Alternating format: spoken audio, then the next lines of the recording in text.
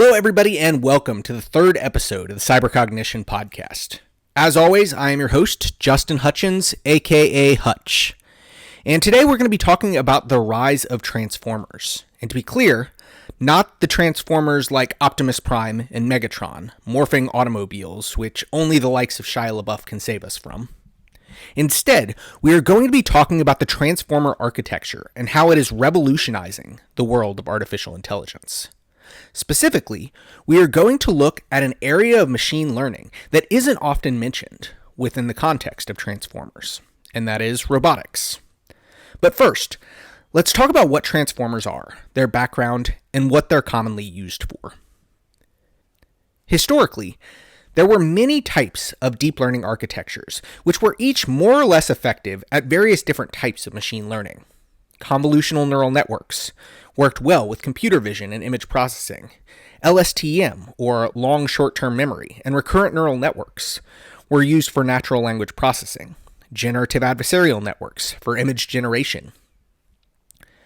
But in recent years, machine learning has largely begun to converge on a single type of architecture, namely the transformer architecture, which introduced a highly efficient and highly scalable design that has been effectively adapted to all sorts of machine learning tasks. In 2017, researchers from the Google Brain team published a paper entitled "Attention is All You Need." And within this paper, they proposed the transformer model, a type of feed-forward neural network architecture.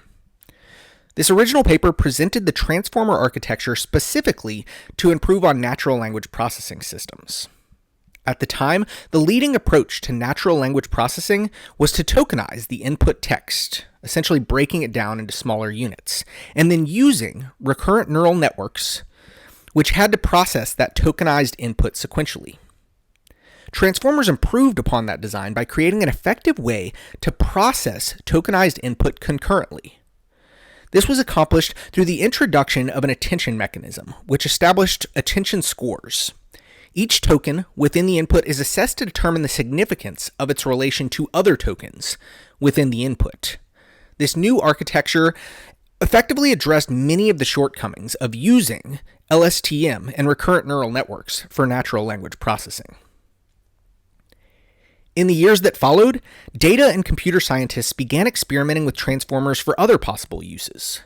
A researcher from Google named Alexei Dasovitsky was working in computer vision, the machine learning discipline focused on image processing. And while trying to tackle challenges related to the scaling of training sets while using convolutional neural networks, he discovered that this problem could be effectively solved by applying the same kind of transformer architecture that had been used in natural language processing. That was what he referred to as the vision transformer.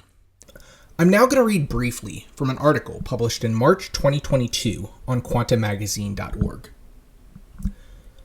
The success of Transformers prompted the AI crowd to ask what else they could do. The answer is unfolding now, as researchers report that Transformers are proving surprisingly versatile. In some vision tasks, like image classification, neural nets that use Transformers have become faster and more accurate than those that don't. Emerging work in other AI areas, like processing multiple kinds of input at once or planning tasks, suggests Transformers can handle even more.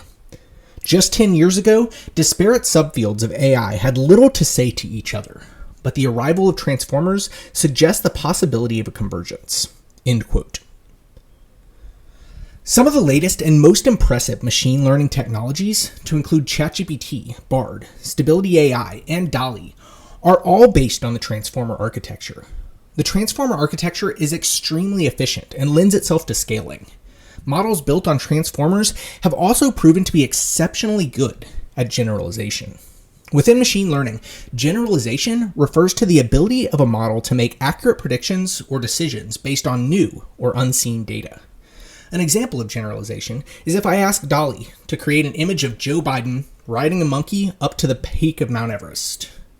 It is unlikely that a similar image existed within the dataset that was used to train the DALL-E model. But within that training data, there was probably images of monkeys, images of Joe Biden, and images of people hiking up Everest.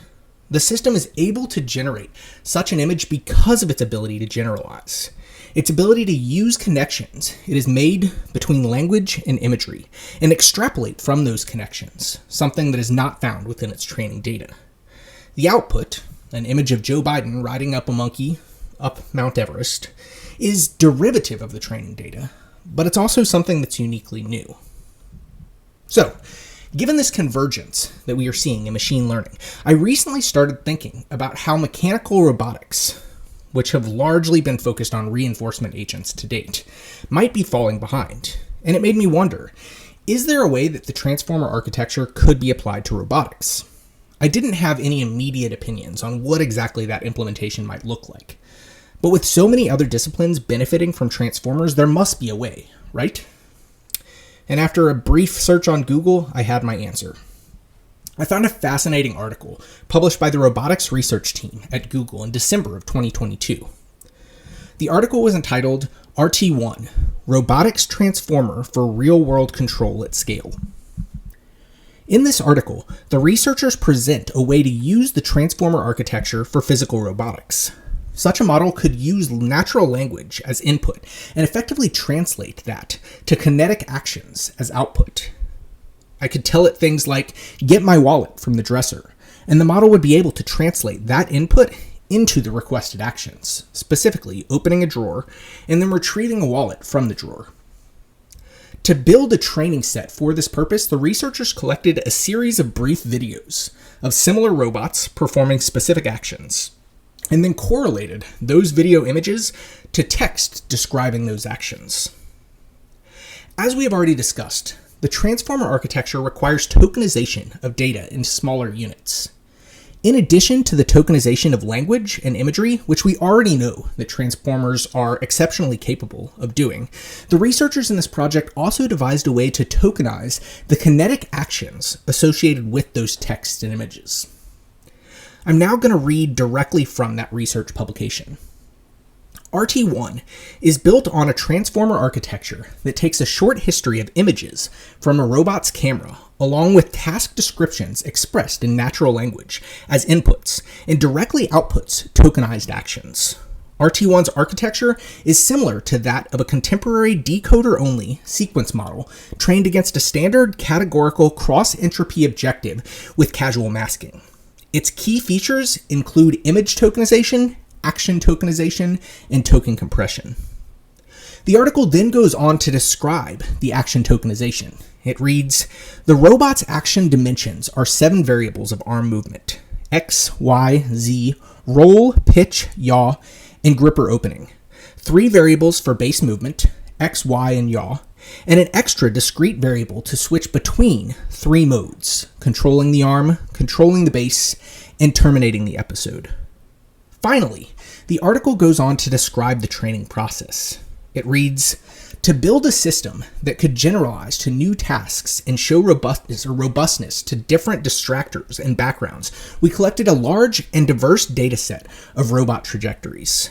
We used 13 EDR robot manipulators, each with a 7-degree of freedom arm, a 2-finger gripper, and a mobile base to collect 130,000 episodes over 17 months. We used demonstrations provided by humans through remote teleoperation and annotated each episode with a textual description of the instruction the robot just performed. The set of high-level skills represented in the dataset includes picking and placing items, opening and closing drawers, getting items in and out of drawers, placing elongated items upright, knocking objects over, pulling napkins, and opening jars. The resulting dataset included 130,000 plus episodes that cover over 700 tasks using many different objects." End quote. So the end result of this experiment was extremely promising, to say the least. The model was evaluated within the context of 4 different types of tests. It was tested on performing seen tasks, tasks that were comparable to the specific tasks it was trained on. It was also tested on unseen tasks. These were tests to evaluate its ability to generalize from its training on completely new and uniquely unseen tasks. It was also tested with various changes to background and scenery to ensure that the system's effectiveness was not strictly contingent upon environmental conditions similar to those in the training data. and it was tested with various distractions occurring in close proximity while performing the tasks. In all 4 of these evaluations, the model significantly outperformed the 3 other baseline models it was tested against. Unfortunately, while this worked well within a controlled setting, it's still not easy to scale.